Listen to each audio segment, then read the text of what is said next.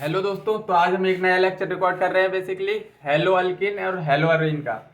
कल हमने पढ़ा था method of preparation of hello alkene and hello Areen. आज हम उसकी प्रॉपर्टीज देखेंगे। तो आज क्या देखने वाले हैं? प्रॉपर्टीज। प्रॉपर्टीज तो पहली प्रॉपर्टी है न्यूक्लियोफिलिक सब्स्टिट्यूशन रिएक्शन, NSR। इसका फुल फॉर्म क्या है? Nucleophilic substitution reaction.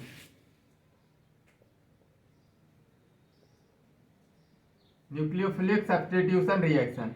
Nucleophilic substitution reaction क्या होती है? तो देखो, इस अल्काइल हैलाइड है। अगर मैंने कोई न्यूक्लियोफाइल डाला तो ये X सब्स्टिट्यूट हो गया R न्यूक्लियोफाइल, और X हैलोजन क्या होगा? बेसिकली निकल जाएगा। हैलोजन क्या होगा? निकल जाएगा। तो एक पॉसिबिलिटी क्या बन सकती है? देखो, या तो हैलोजन खुद से हट जाए और न्यूक्लियोफाइल आके लग जाए, या तो फिर ये न्यूक्लियोफाइल क्या करे, इस पर जोर जबरदस्ती करे, इस पर अटैक करे और इसको भगा दे। दो पॉसिबिलिटीज हैं। इसी को हम SN1 और SN2 से समझेंगे। मैं दो पॉसिबिलिटीज बता रहा हूँ। एक तो हैलोजन खुद निकल जाए, ठीक है, और दूसरा न्यूक्लियोफाइल उसको निकाले। तो पहली पॉसिबिलिटी जिसमें खुद निकल जाए, आराम से निकल जाए हैलोजन, तो उसको SN1 से हम पढ़ेंगे। और जिसमें हमको न्यूक्लियोफाइल अपनी ताकत दिखा के इसको निकाले, तो उसको हम SN2 कहेंगे। तो समझते हैं SN1। सपोज दैट RX है। ये क्या है? अल्काइल हैलाइड है। क्या है? Alkyl halide. स्टेप फर्स्ट में क्या होता है? हैलोजन निकल जाता है और R पॉजिटिव बन जाता है, और इधर X माइनस। अब इधर कार्बोकैटायन बना है, इसमें रीअरेंजमेंट चेक करना है। Rearrangement if possible. Rearrangement if possible. Rearrangement देख लेना इसमें। और इस कार्बोकैटायन पे आप क्या? न्यूक्लियोफाइल अटैक करेगा, तो क्या बन जाएगा? R nucleophile. अब ये क्या हो गया? बेसिकली देखो, पहली जो रिएक्शन है, कार्बोकैटायन बन रहा है, इसको बोलते हैं हम स्लो स्टेप। क्या बोलते हैं? Slow step.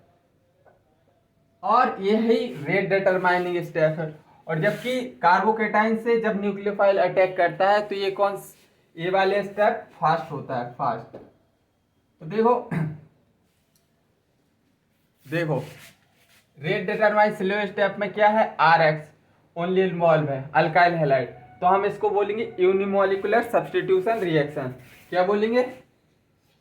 यूनिमोलिकुलर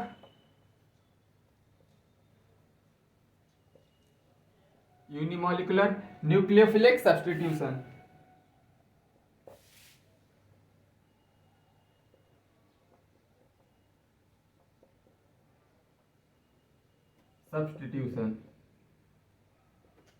क्योंकि इसमें एक ही मॉलिक्यूल इन्वॉल्व है, क्या? Alkyl halide.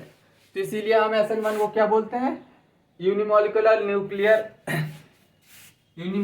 Nucleophilic substitution. अब इसमें देखो कितने स्टेप में हो रही है रिएक्शन। रिएक्शन बेसिकली दो स्टेप में हो रही है। पहले क्या बन रहा है? कार्बोकैटायन बन रहा है। फिर क्या हो रहा है? न्यूक्लियोफाइल अटैक कर रहा है। पहला स्टेप है, स्लो स्टेप है, और दूसरा स्टेप कैसा है? फास्ट है। तो ये कैसी टू स्टेप रिएक्शन है? Two step reaction. कैसी? दो स्टेप रिएक्शन है। अब इसके कुछ इंपॉर्टेंट पॉइंट देख लो, लिख लो। डस्टर कहाँ गया भाई? इसके SN1 के इंपॉर्टेंट पॉइंट लिख लो। क्या लिखना है? Important point of SN1। Important point of SN1। पहला है इसमें important point, carbocation formation. Carbocation का फॉर्मेशन होता है इसमें। Carbocation formation formation of first carbocation is rate determining step, क्योंकि वो स्लो स्टेप है। अरे भाई, क्लास में 40 बच्चे बैठे हैं, 40 बच्चे, अब जो सबसे स्लो लिखता होगा उसी के हिसाब से तो क्लास चलेगी। अगर उसने लिख लिया मतलब सबने लिख लिया तो मतलब रेट डिटरमाइनिंग स्टेप क्या होती है? सबसे स्लोएस्ट स्टेप, मतलब वही डिसाइड करता है कि रिएक्शन किस हिसाब से चलेगी। मतलब जैसे क्लास में सबसे कम स्लो लिखने वाला बच्चा, टीचर उससे पूछेगा तुमने लिख लिया, तभी वो आगे बढ़ेगा। मतलब डिसाइड कौन कर रहा है कि मतलब क्लास किस पेस में चलने वाली है? जो सबसे स्लो लिख रहा है। तो यही होता है रेट डिटरमाइनिंग स्टेप। दूसरा, formation of first carbocation is rate determining step. और तीसरा पॉइंट इसमें लिखो तो रीअरेंजमेंट करवा सकते हैं हम। क्या करवा सकते हैं? रीअरेंजमेंट। Rearrangement if possible.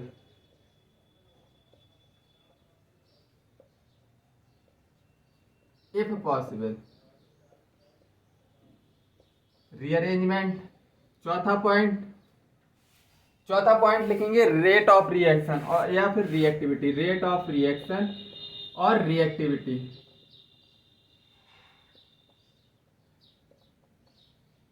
तो वो डायरेक्टली प्रोपोर्शनल किसके होते हैं? Carbocation, stability of carbocation, stability of first carbocation. इसमें कार्बोकेटाइन में तुमको सब कुछ देख लेना है। क्या देख लेना है? एरोमेटिसिटी, रेजोनेंस वगैरह सब कुछ चेक करके तुमको रिएक्टिविटी पूछेगा तो जितना ज़्यादा स्टेबल होगा कार्बोकेटाइन उतनी ज़्यादा रेट ऑफ रिएक्शन होगी।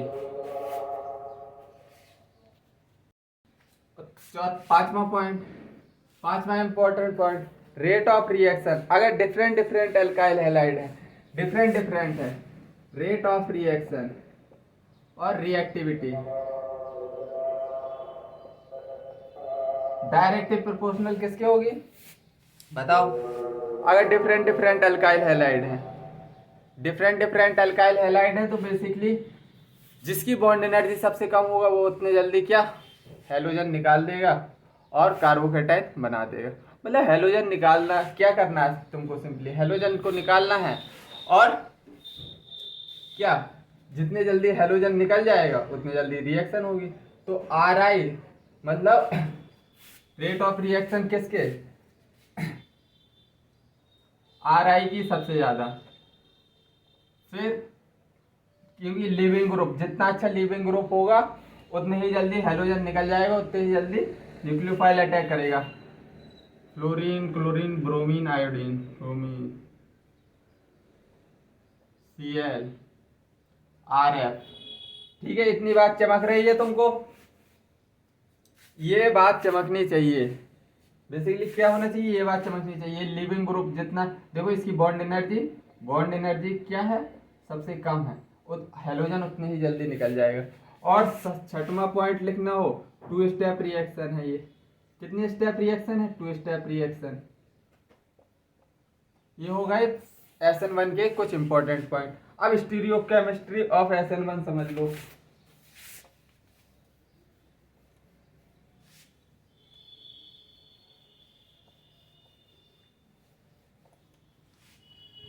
स्टीरियोकेमिस्ट्री ऑफ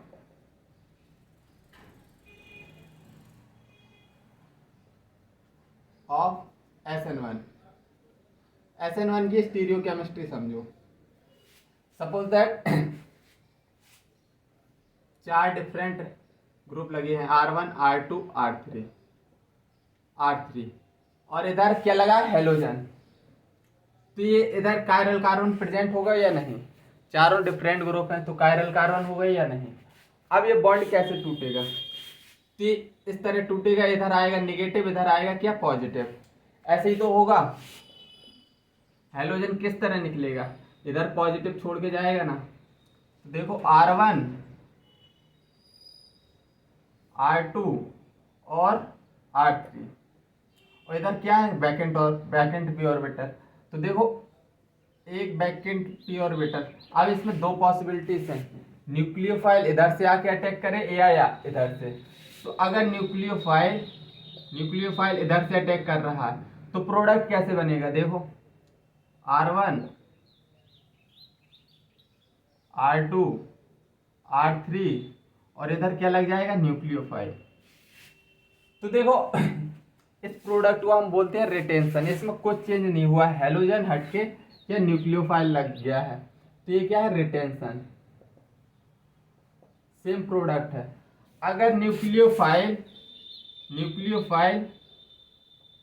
किधर, इधर से अटैक करे, अगर न्यूक्लियोफाइल इधर से अटैक करता है तो देखो R1 R2 R3 और न्यूक्लियोफाइल इधर आ गया है, मतलब इधर क्या हो रहा है, अब जस्ट के पीछे से अटैक हुआ है, मतलब इधर क्या हो रहा है, इधर रिटेंशन है, तो ये क्या है, इन्वर्जन, मतलब उल्टा है, जस्ट इन्वर्जन। तो SN1 में क्या हो रहा है, रिटेंशन भी है और इन्वर्जन ही है। इधर इन्वर्जन 50% पाया जाता है, अभी SN2 में बताऊंगा इन्वर्जन 100% होता है, इधर रिटेंशन प्लस इन्वर्जन है। अब देखो ये दोनों, ये अगर मैं इसको A बोल दूं और इसको B बोल दूं तो A एंड B आर इनएंशियोमर, ये दोनों इनएंशियोमर होंगे, इनएंशियोमर। और A प्लस बी क्या होंगे, racemic mixture, A plus B are racemic mixture. ये क्या होगा, कैसा मिक्सचर होगा, रेसिमिक मिक्सचर।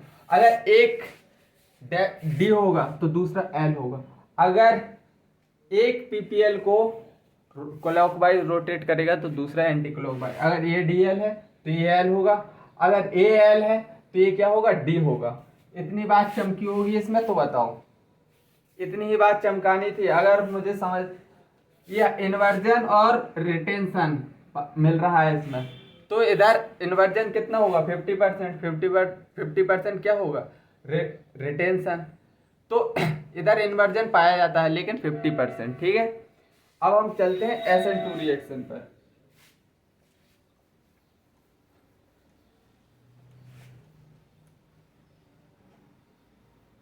अब कहाँ चलते हैं, बेसिकली हम SN2 रिएक्शन पर। SN2, तो SN2 में देखो क्या होता है, सपोज दैट अल्काइल हैलाइड है और इधर से न्यूक्लियोफाइल अटैक करेगा। अगर न्यूक्लियोफाइल इधर से अटैक करेगा तो इधर से रिपल्सन लगेगा, इधर से क्या लगेगा, रिपल्सन। तो न्यूक्लियोफाइल कहाँ से अटैक करेगा, बैक साइड से। कहाँ से, बेसिकली बैक साइड से आएगा, मैंने बता दे रहा हूँ, बैक साइड से आएगा। तो न्यूक्लियोफाइल सपोज दैट ऐसे आया, nucleophile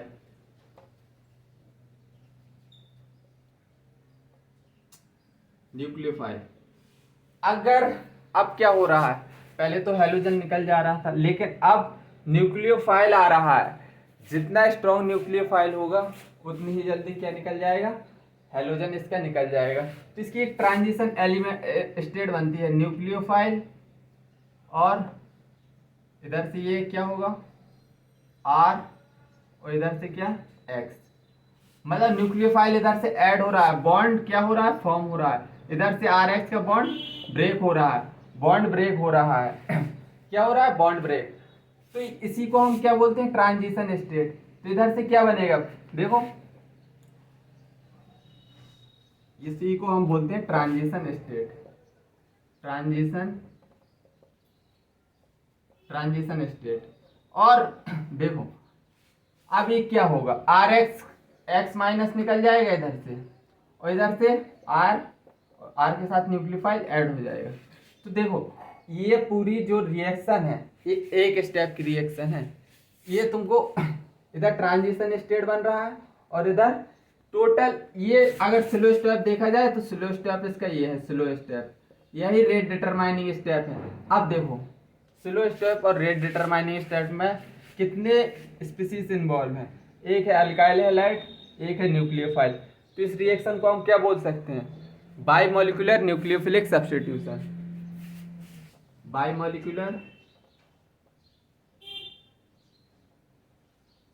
बाइमोलिकुलर nucleophilic substitution.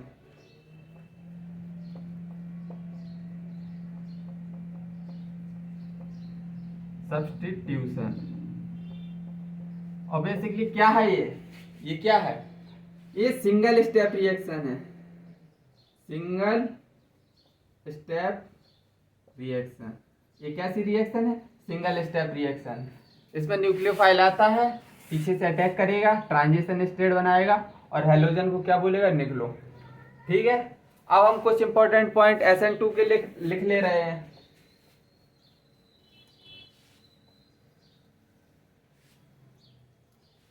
Important point of SN2। पहला, नो कार्बोकैटायन फॉर्मेशन।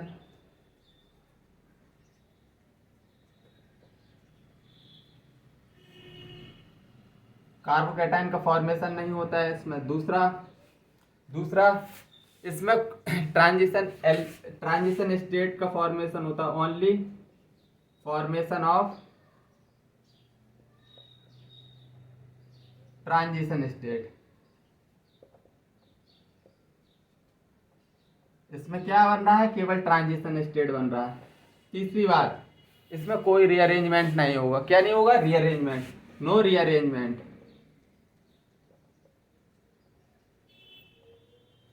कोई रीअरेंजमेंट नहीं होता। अगर हम रेट ऑफ रिएक्शन और रिएक्टिविटी की बात करें तो डायरेक्टली प्रोपोर्शनल किस होता है? स्टेरिक हिंड्रेंस के, स्टेरिक रिपल्सन या स्टेरिक हिंड्रेंस। इसमें Rx क्या होगा? Rx 1 degree, 2 degree, 3 degree. क्योंकि जितना कम, मतलब कार्बन जितने कम होंगे उतने ही जल्दी न्यूक्लियोफाइल क्या अटैक करेगा। अरे यार ऐसे देख लो, अगर ऐसे लगे हैं तो न्यूक्लियोफाइल अटैक नहीं कर पाएगा। अगर इधर एक अल्काइल हैलाइड है, एक अल्काइल लगा है, तो न्यूक्लियोफाइल अटैक कहीं से भी कर सकता है। तो मतलब स्टेरिक रिपल्सन जितना कम होगा, स्टेरिक हिंड्रेंस जितना कम होगा, उतनी ही जल्दी क्या न्यूक्लियोफाइल अटैक करेगा, उतने ही जल्दी क्या होगा? रिएक्शन होगा। अब SN1 का रेट लिखवाना भूल गए भाई। SN1 का रेट लिख लो। रेट क्या होता है? KRx। इसकी ऑर्डर क्या है? ऑर्डर है 1। और मॉलिक्यूलरिटी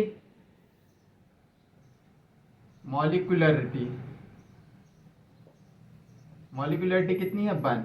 ये किसका है? SN1 का है। रेट क्या है? Only alkyl halide. Slow step में क्या है? ओनली अल्काइल हैलाइड इन्वॉल्व था SN1 में, तो अल्काइल हैलाइड के Rx लिखा है। ऑर्डर कितना है? 1 है, मॉलिक्यूलरिटी 1 है। और इसमें 5वां पॉइंट, रेट ऑफ रिएक्शन और रिएक्टिविटी डायरेक्टली प्रोपोर्शनल होगा किसके? Ri के। Ri का सबसे ज्यादा, क्योंकि अल्काइल हैलाइड के इसका बॉन्ड एनर्जी सबसे कम, उतनी जल्दी हेलोजन भाग जाएगा और न्यूक्लियोफाइल अटैक करेगा। Fluorine, chlorine, bromine, iodine, R chlorine, Rf, ये लीविंग ग्रुप है। बेसिकली जितनी जल्दी लीव करेगा उतनी ही अच्छी बात रहेगी। अब इसका हम रेट लॉ लिख रहे हैं। किसका? SN2 का 6 रेट लॉ। तो देखो न्यूक्लियोफाइल भी था, स्लो स्टॉप में बाइमोलिकुलर रिएक्शन न्यूक्लियोफिलिक सब्स्टिट्यूशन रिएक्शन बोला था ना, बाइमोलिकुलर न्यूक्लियोफिलिक सब्स्टिट्यूशन। तो KRx, इसमें अल्काइल हैलाइड भी इन्वॉल्व होती है और न्यूक्लियोफाइल भी। स्लो स्टॉप में तुमने देखा होगा पीछे से न्यूक्लियोफाइल आ रहा था, तो मतलब इसमें क्या होगा? न्यूक्लियोफाइल भी होगा। तो अगर इसकी ऑर्डर की बात करें, ऑर्डर कितना है? 2। मॉलिक्यूलरिटी कितने स्पीसीज इन्वॉल्व है? 2। मॉलिक्यूलरिटी भी कितनी है इसकी? 2। ऑर्डर भी 2, मॉलिक्यूलरिटी भी 2। अब स्टीरियोकेमिस्ट्री की बात कर लें। स्टीरियोकेमिस्ट्री ऑफ SN2,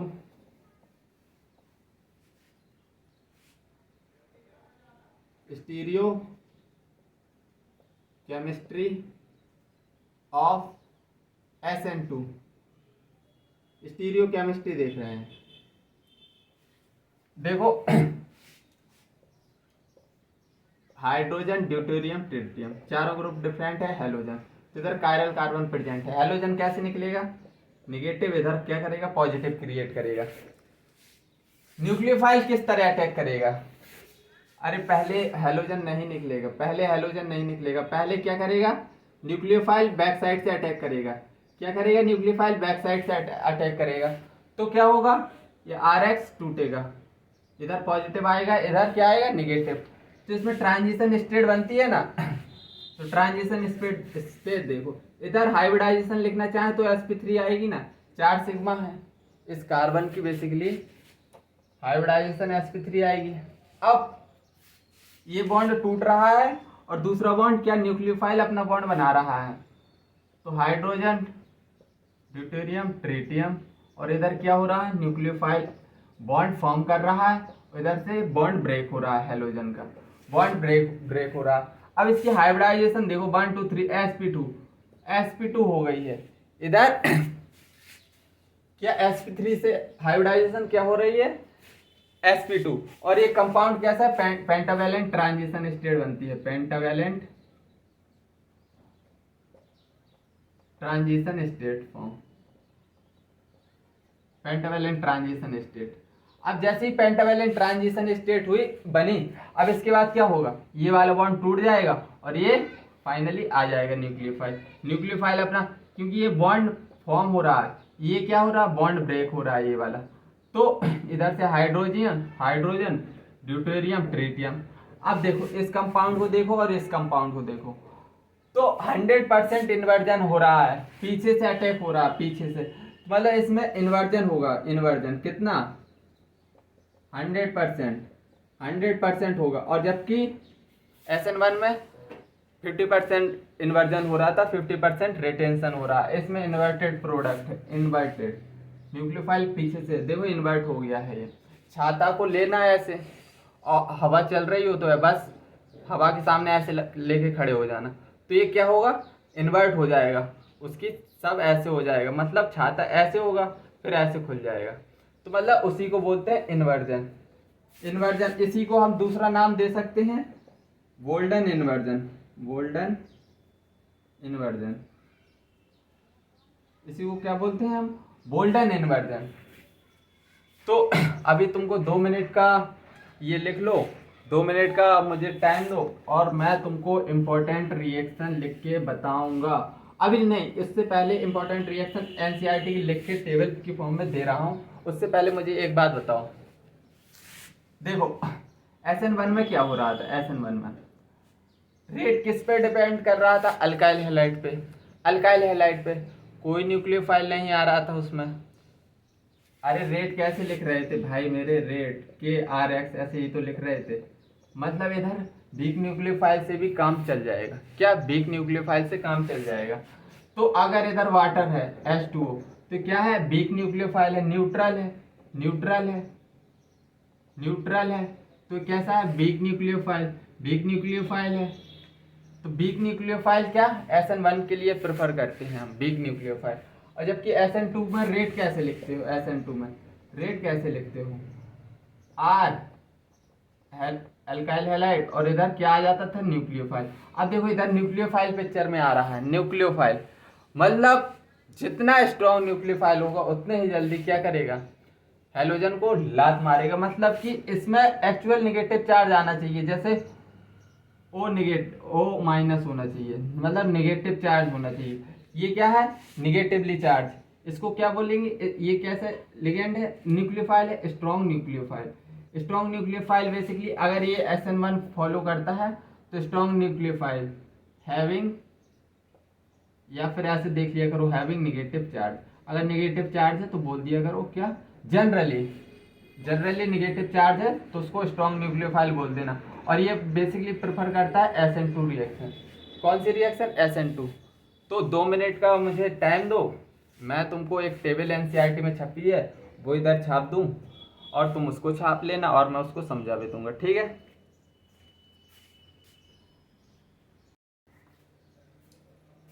चलो तो देखो ये टेबल लिखी है ना, ये टेबल एनसीईआरटी में गिवन है। रिएजेंट, इधर न्यूक्लियोफाइल, इधर सब्स्टिट्यूशन प्रोडक्ट।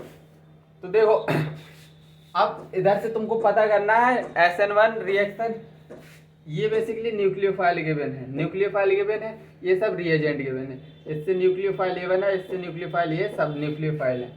और इधर से क्या है, सब्स्टिट्यूशन प्रोडक्ट। तुमको तो पता है हेलोजन निकाल के न्यूक्लियोफाइल ऐड कर देना है, ये सब न्यूक्लियोफाइल है, ऐड हो रहे हैं। अब तुमको इसमें ये पता करना है कि कौन सा SN1 है, कौन सा SN2 है, कौन सा न्यूक्लियोफाइल SN1 रिएक्शन देगा, कौन सा न्यूक्लियोफाइल SN2। तो देखो एक्चुअल नेगेटिव चार्ज जिस पर प्रेजेंट है, जिस पर एक्चुअल नेगेटिव चार्ज प्रेजेंट है वो क्या देगा, SN2 रिएक्शन देगा। जैसे OH नेगेटिव SN2 रिएक्शन देगा। H2 न्यूट्रल है, SN1।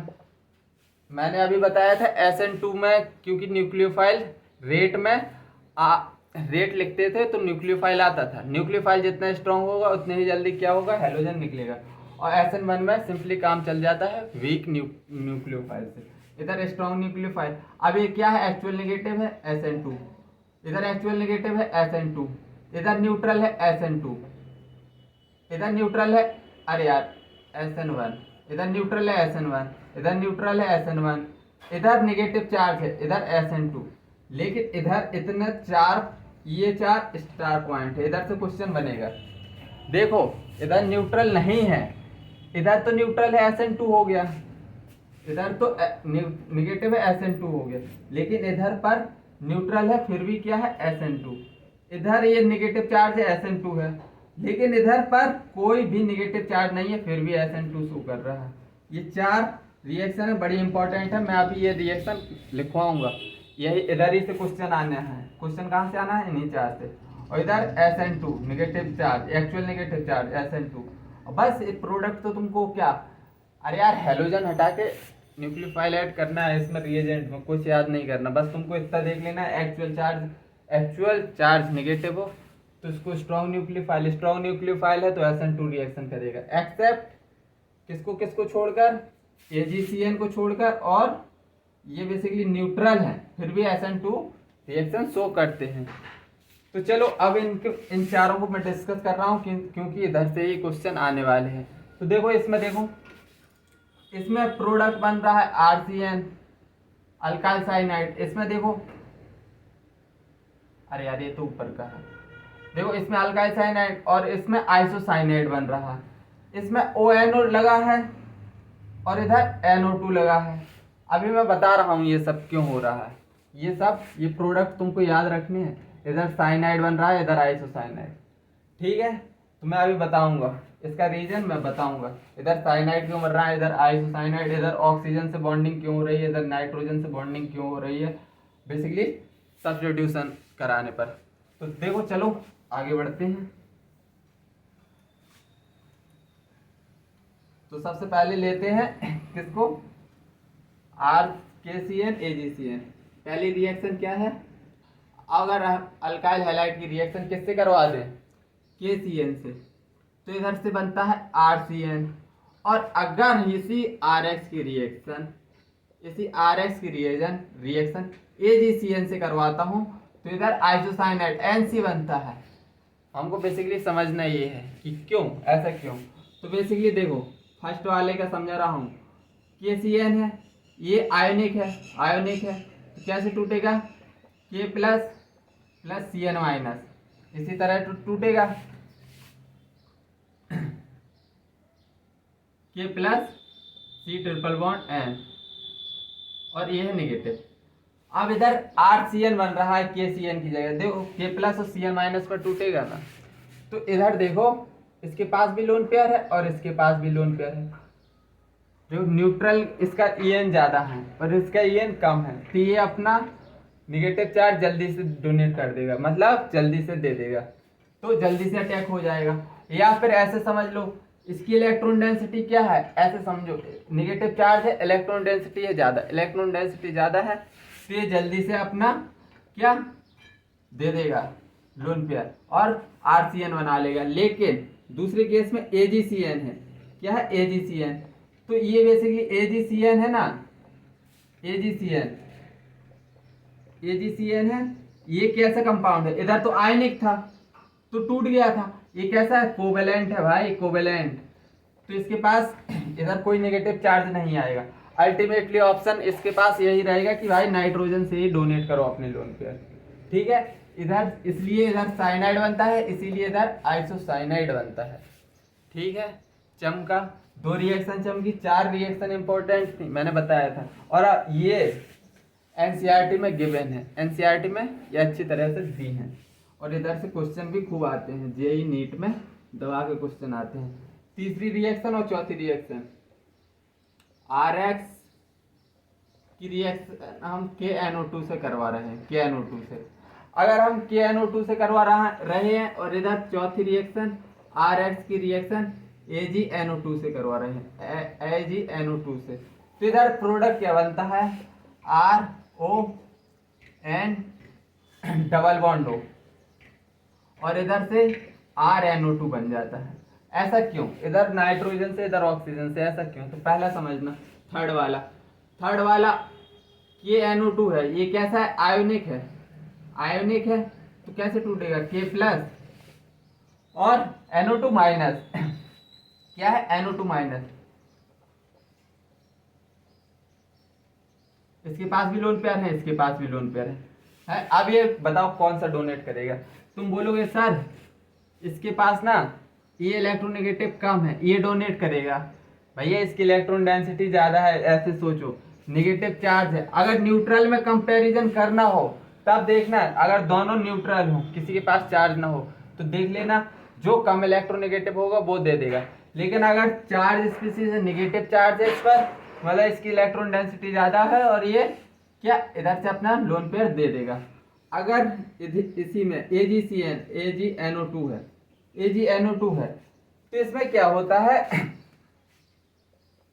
AgO N double bond O। इसके पास भी लोन पेयर है, इसके पास भी लोन पेयर है। तो देखो ऑक्सीजन ज्यादा इलेक्ट्रोनेगेटिव है एज कंपेयर टू नाइट्रोजन, ये अपने लोन पेयर दबा के रखेगा, खींच के रखेगा अपने पास। और ये नाइट्रोजन बेचारा भोला वाला कम इलेक्ट्रोनेगेटिव है एज कंपेयर टू ऑक्सीजन, ये दे देगा। तो इसीलिए RNO2 बनेगा। ये चारों रिएक्शन बड़ी इंपॉर्टेंट है भाई मेरे, बार बार कम से कम 3-4 बार तो बोल दिया होगा मैंने कि रिएक्शन इंपॉर्टेंट है, मतलब कि कुछ तो बात है इसमें। अब कंपैरिजन बिटवीन SN1 और SN2 देख लो। कंपैरिजन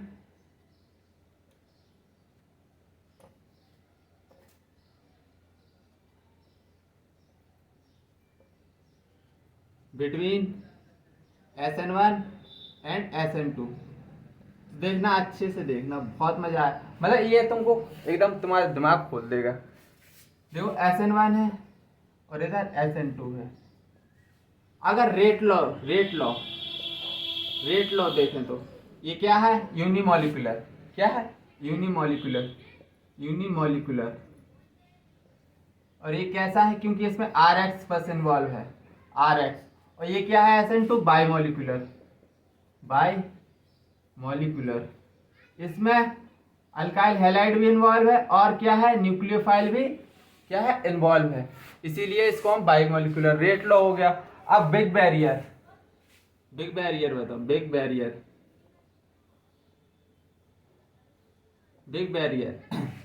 बैरियर ऐसी कौन सी चीज है, ऐसी कौन सी चीज डिटरमाइन करेगी रिएक्शन SN1 है या SN2 है? Big barrier. तो अगर कार्बोकेटाइन बन रहा है, कार्बोकेटाइन की स्टेबिलिटी, कार्बोकेटाइन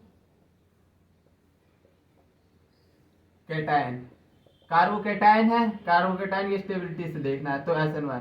अगर इसमें क्या लग रहा है? स्टेरिक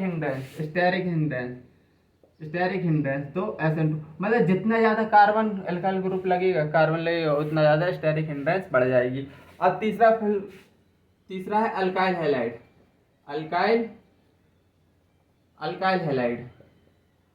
हैलाइड में देखना है, इसमें 3 डिग्री, 2 डिग्री, 1 डिग्री। देखो अल्काइल हैलाइड में 3 डिग्री से अगर हैलोजन निकलेगा तो इसके पास 9 अल्फा हाइड्रोजन आएंगे। कितने आएंगे? कार्बोकेटाइन 3 डिग्री का ज़्यादा स्टेबल होता है ना यार। और अल्काइल हैलाइड्स में स्टेरिक हिंड्रेंस से देख रहे हैं तो जितनी कम अल्काइल ग्रुप लगे होंगे, मतलब जितना कम स्टेरिक रिपल्सन लग रहा होगा उतनी ही फास्ट रिएक्शन होगी। जैसे 1 डिग्री, 2 डिग्री, 3 डिग्री। इधर पे 3 अल्काइल ग्रुप लगी है तो इसलिए सबसे कम रिएक्ट और इसकी रिएक्टिविटी सबसे ज़्यादा। तो ये हो गया अल्काइल हैलाइड। अब हम न्यूक्लियोफाइल देखते हैं। न्यूक्लियोफाइल SN1 में वीक न्यूक्लियोफाइल से काम चल जाता है। वीक न्यूक्लियोफाइल इसमें कैसा चाहिए? SN2 में स्ट्रॉन्ग न्यूक्लियोफाइल। और सॉल्वेंट की बात करें तो SN1 में पोलर सॉल्वेंट होता है। अभी मैं बताऊंगा ये सॉल्वेंट क्या है। Polar solvent. और इसमें SN2 में नॉन पोलर सॉल्वेंट बेसिकली क्या है? डाइमिथाइल सल्फोऑक्साइड। और इधर अल्कोहल ले लो, अल्कोहल। अभी मैं बता रहा हूँ ये पोलर सॉल्वेंट और नॉन पोलर सॉल्वेंट है। Polar protic solvent, polar protic और पोलर एप्रोटिक। ये कैसे है? Polar aprotic. अभी ये दोनों मैं डिस्कस करने वाला हूँ। सॉल्वेंट के बाद स्टीरियो केमिस्ट्री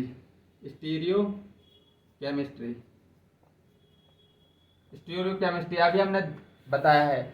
SN1 में रिटेंशन और इन्वर्जन दोनों पाए जाते हैं, मतलब रिटेंशन एंड इन्वर्जन। और इसमें केवल 100% इन्वर्जन ही पाया जाता है SN2 में क्या होता है? 100% इन्वर्जन होता है। अब देखो सॉल्वेंट समझने वाले हैं। पोलर प्रोटिक, पोलर एप्रोटिक किसको बोलते हैं?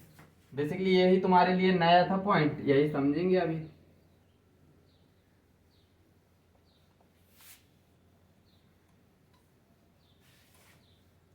तो सॉल्वेंट क्या था? एक था पोलर प्रोटिक। पहला क्या था?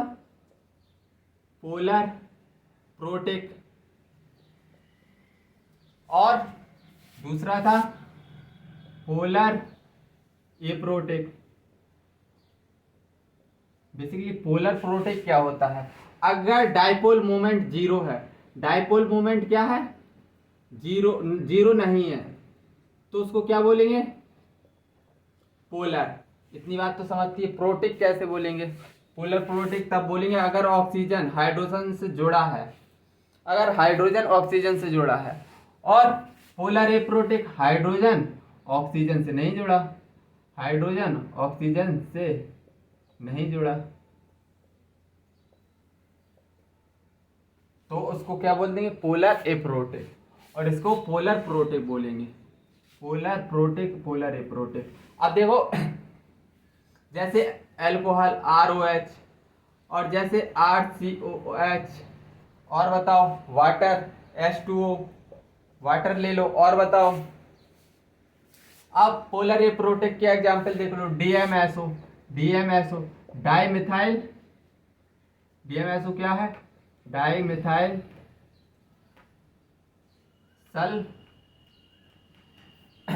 Sulpho oxide. इसका स्ट्रक्चर कैसे होता है? डाइमिथाइल सल्फो ऑक्साइड, इधर सल्फर ग्रुप लगा है। डाइमिथाइल सल्फो ऑक्साइड क्या है? Dimethyl sulpho oxide. और एसीटोन, इसमें कोई ऑक्सीजन हाइड्रोजन ऑक्सीजन से नहीं जुड़ा है। Acetone C++O। और इसमें ईथर ROR-। ठीक है। अगर हाइड्रोजन ऑक्सीजन से जुड़ा है तो क्या है? Polar protic. और पोलर एप्रोटिक में हाइड्रोजन ऑक्सीजन से नहीं जुड़ा होता। ऐसी क्या बात है जो डिसाइड ऐसी इसमें क्या स्पेशलिटी है दोनों में जो डिसाइड करता है कि ये SN1 शो करेगा और ये SN2 शो करेगा? क्योंकि पोलर प्रोटेक्ट SN1 देते हैं, पोलर ए प्रोटेक्ट SN2। ऐसे इसमें क्या है व्हाट, तो वो मैं समझाने जा रहा हूँ। ठीक है, क्यों देते हैं ऐसे, ये ऐसे पोलर प्रोटेक्ट SN1 ही देते हैं, पोलर ए प्रोटेक्ट SN2 देते हैं। ठीक है, तो यही समझना है अपन को फाइनली। तो effect of solvent in SN1, effect of solvent in SN1 reaction. Effect of solvent पढ़ रहे हैं किसमें? SN1 में। किसमें? SN1 में। सपोज दैट मैंने क्या ले लिया, अल्काइल हैलाइड ले लिया। ये बॉन्ड खुद पे खुद नहीं टूटता है, ठीक है। ये बॉन्ड RX का बॉन्ड हवा में थोड़ी टूट जाएगा, जो RX का बॉन्ड बना है वो हवा में थोड़ी टूट जाएगा, इसको तोड़ने के लिए कोई ना कोई तो आता होगा। अब बेसिकली सपोज दैट ये अगर बॉन्ड ऐसे टूटेगा तो नेगेटिव इधर आएगा, पॉजिटिव इधर। अगर हम वाटर को ले लें, वाटर को, तो ऑक्सीजन H, इस पे क्या है डेल, इधर डेल्टा पॉजिटिव, इस पे डेल्टा नेगेटिव, डेल्टा पॉजिटिव और डेल्टा पॉजिटिव। तो ये कहेगा आ जा मेरे साथ, आ जा मेरे साथ, पॉजिटिव नेगेटिव जुड़ेगा। और H delta negative, oxygen delta negative, इधर पॉजिटिव और इधर क्या है डेल्टा पॉजिटिव। ये पॉजिटिव इससे कहेगा हेलोजन आ जाओ मेरे साथ, आ जाओ, बॉन्ड बनाते हैं। तो बोला हाँ। तो ये इतना ज़्यादा अपने, ये बेसिकली इधर इतना अट्रैक्ट होता है, ये वाला इधर अट्रैक्ट, हेलोजन इधर अट्रैक्ट होता है, अल्काइल ग्रुप इधर अट्रैक्ट होता है बहुत जोर से, और ये बॉन्ड टूट जाता है। तो बॉन्ड कैसे, जैसे R पॉजिटिव में टूटा तो इधर ऑक्सीजन ऑक्सीजन मॉलिक्यूल इसको घेर लेंगे, इधर इसको ऑक्सीजन ऑक्सीजन मॉलिक्यूल इसको क्या करेंगे, घेर लेंगे। वाटर का ऑक्सीजन मॉलिक्यूल इसको क्या करेगा, घेर लेगा।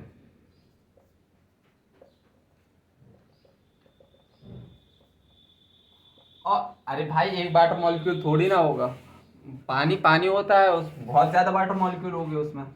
अगर इसमें देखें हेलोजन, हेलोजन कैसे टूट रहा है, हेलोजन में वाटर का क्या आ रहा है, हाइड्रोजन HOH, ये इससे बॉन्ड बनाएगा, और HOH, ये बेसिकली हो क्या रहा है भाई, HOH, ये कुछ नहीं हो रहा है, सॉल्वेशन हो रहा है। क्या हो रहा है, सॉल्वेशन। क्या हो रहा है, सॉल्वेशन, सॉल्वेशन। और RX का बॉन्ड टूट रहा है, और जितने जल्दी RX का बॉन्ड टूटता है उतने ही जल्दी क्या, न्यूक्लियोफाइल अटैक करता है। तो देखो अब इफेक्ट बेसिकली SN1 के देख लिया। इफेक्ट ऑफ सॉल्वेंट SN1 में क्या होता है, बेसिकली वो RX का बॉन्ड तोड़ देते हैं, RX का बॉन्ड तोड़ देते हैं। किस प्रोसेस से, सॉल्वेशन के। वो वाटर मॉलिक्यूल इधर इसको घेर लेंगे, एक वाटर मॉलिक्यूल मतलब कुछ वाटर मॉलिक्यूल अल्काइल को घेरेंगे, कुछ हेलोजन को, और इन दोनों का बीच का बॉन्ड तोड़ देंगे। इतना ज़्यादा डोमिनेट करते हैं तभी ये बॉन्ड टूट जाता है। ठीक है, बना लेना। अब effect of solvent in SN2 देख लो, SN2 में देखो, तो सपोज दैट मैं एक रिएजेंट ले रहा हूं, रिएजेंट ले लिया NaI। तो बेसिकली तुम SN2 में एक बात बताओ, SN2 में क्या रेट कैसे लिखते थे, अल्काइल हैलाइड लिखते थे और न्यूक्लियोफाइल।